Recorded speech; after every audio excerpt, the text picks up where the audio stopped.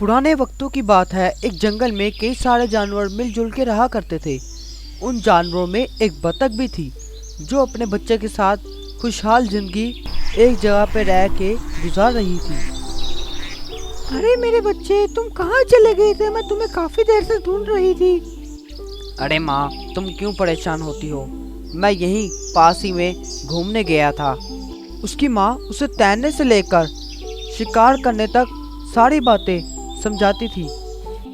एक दिन बतख बहुत परेशान होती है और किसी गहरी सोच में डूबी होती है।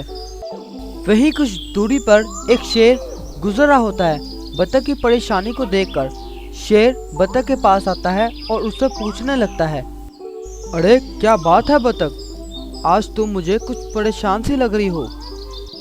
अरे महाराज, क्या बताऊं, मैंने अपने किसी काम से दूसरे जंगल जाना था और कुछ दिनों तक मैंने वापस आना था। अपने छोटे बच्चों को मैं साथ नहीं ले जा सकती। मैं सोच रही थी किसके पास अपना बच्चा छोड़ के जाऊं, लेकिन यहाँ मुझे कोई भी नहीं दिख रहा जिसके पास बच्चा छोड़ के जाऊं अपना। कोई बात नहीं बतख, तुम अभी खामा में परेशान हो रही हो। अगर कोई जिम्मेदार मुझे मिल जाए तो मैं उसके पास अपना बच्चा छोड़ के चली जाऊं। अरे महाराज, क्या आप मेरे बच्चे का ख्याल रख लेंगे? हाँ, क्यों नहीं, मैं तुम्हारे बच्चे का अच्छे से ख्याल रखूंगा। तुम बेफिक्र होकर जाओ और जल्दी वापस आना। ऐसा सुनकर बतख बहुत ज़्यादा खुश हो जाती है और अपने बच्चे को शेर राजा के हवाले करके वहाँ से अपने सफ़र पर रवाना हो जाती है। चुनाचा शेर को उस बतख के बच्चे की संभालने की जिम्मेदारी पड़ जाती है। अब शेर उसके खाने का भी इंतज़ाम करने लगता है और उसके रहन सहन का भी। अब तो शेर उसको बोर होने पर अपने पद्दी पे बिठाकर पूरे जंगल की सैर भी कराने लगता था। एक दिन एक चील शिकार की तलाश में घूमते हुए पूरे जंगल इधर उधर घूम रही थी कि तभी उसकी नज़र शेर के कंधे पे बैठे हुए बतख के बच्चे पे पड़ती है।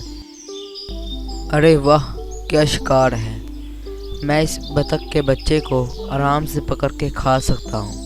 इधर दूसरी तरफ शेर इस बात से अनजान बतख के बच्चे को अपने कंधे पे बिठाकर पूरे जंगल की सैर करवा रहा होता है कि तभी वहाँ पर दूर से उड़ती हुई चील आती है और उस बतख के बच्चे को उठाकर वहाँ से उड़ा ले जाती है और आसमान में कहीं गायब हो जाती है। ये देखकर शेर दहाड़ता है और गुस्से में पूरे जंगल में इधर उधर पागलों की तरह उस चील को ढूंढने लगता है, लेकिन बहुत भाग दौड़ करने के बावजूद भी शेर को कोई कामयाबी नहीं हासिल होती और वो शेर उदास हुई मन से एक जगह पर खड़ा हो जाता है।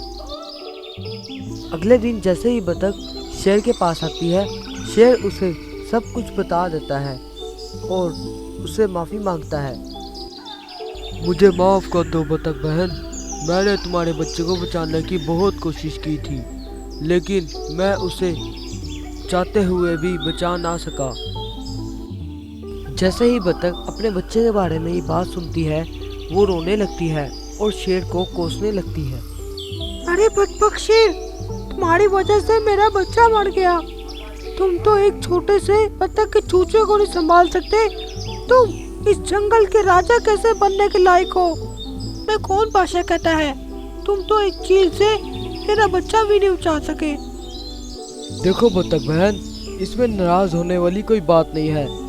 अगर ये ज़मीनी हमला होता तो मैं तुम्हारे बच्चे को अपनी जान पे खेल कर बचा लेता, लेकिन ये ऊपर से हमला हुआ जिसे मैं ना चाहते हुए भी बचा ना पाया।